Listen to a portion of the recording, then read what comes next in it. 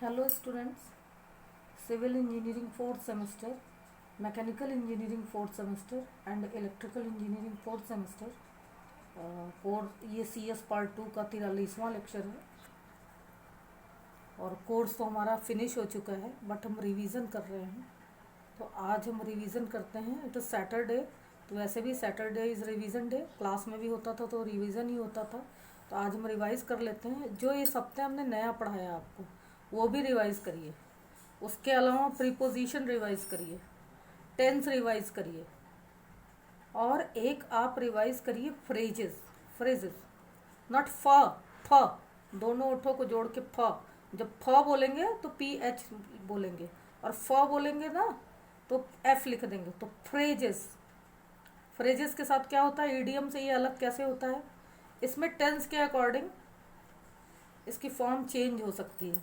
जैसा drop out है तो ड्रॉपिंग आउट, ड्रॉप्ड आउट, ठीक है। इस तरीके से फॉल ऑफ तो फॉलिंग ऑफ, फॉल्ड ऑफ, कुछ भी हो सकता है इस तरीके से। तो आज की हमारी फ्रेजेस जो है उसकी मीनिंग मैं आपको बता दे रही हूँ।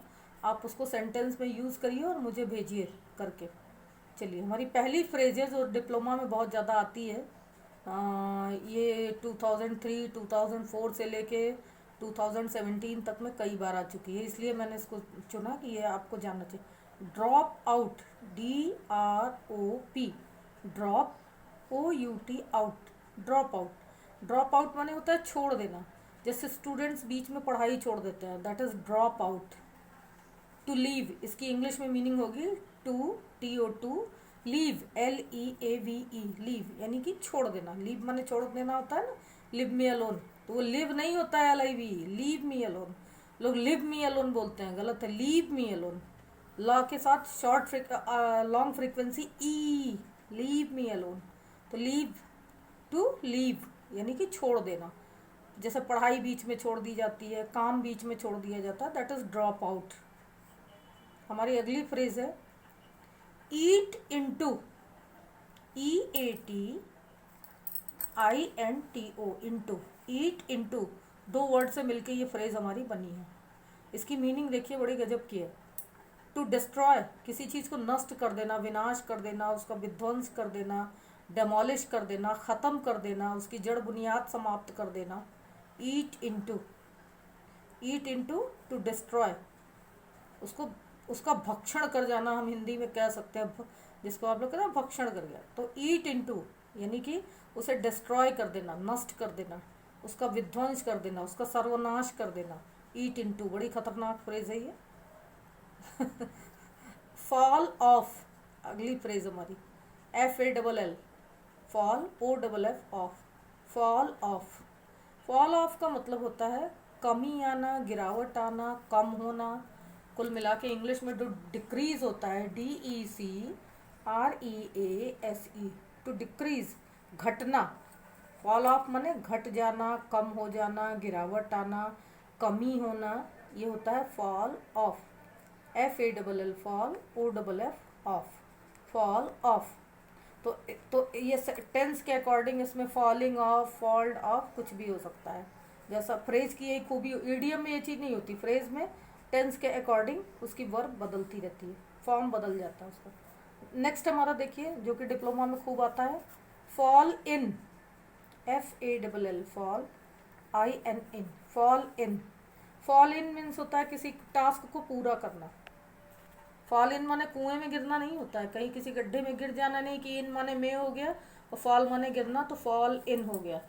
Fall in means to complete, कोई चीज़ कंप्लीट हो जाना। आपको एक पोएम याद है, बचपन में आपने पढ़ा होता, falling down, London bridges falling down, we all are happy. तो उसमें falling down, London bridges falling down, यानी लंदन ब्रिज बन रहा है, कंप्लीट हो रहा है और हम सब नीचे, लंदन ब्रिज बन रहा है। जब लंदन ब्रिज बन रहा था तब ये पोएम गढ़ी गई थी कि falling down, London bridges falling down, we all are happy, हम सब बड़े खुश हो रहे हैं कि नीचे लंदन ब्रिज बन रहा है। तो फॉल इन कंप्लीट होना, पूरा होना।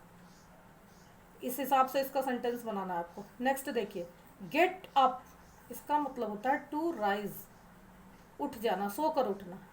Gate up early in the morning है ना एक poem, get up early in the morning, what lovely charming, birds are twittering, ऐसे करके एक पोएम है ना, रिंग अबाउट अ रोजेज, उसमें get up early in the morning, तो सुबह जल्दी, सुबह उठना, ये इसका मतलब हुआ सोकर उठना। गेट अप का मतलब उठना, सोकर उठना।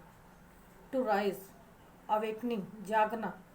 अगला देखिए, गो अहेड, इसका मतलब आगे जाना नहीं होता है, इसका मतलब होता है कीप ऑन।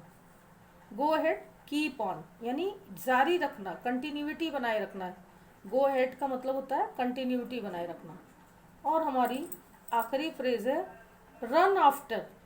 इस पे बहुत चर्चा हुई है क्लास में, मेरा ख्याल है 3-4 दिन तक सिविल वालों को 3-4 दिन लगा था इस पे डिस्कस करने में, रन आफ्टर। एंड इस पे आप बड़े कंफ्यूज थे। सिविल मैकेनिकल वाले भी इसको खूब समझे थे। रन आफ्टर माने होता है टू चेज, CHASE, किसी का पीछा करना।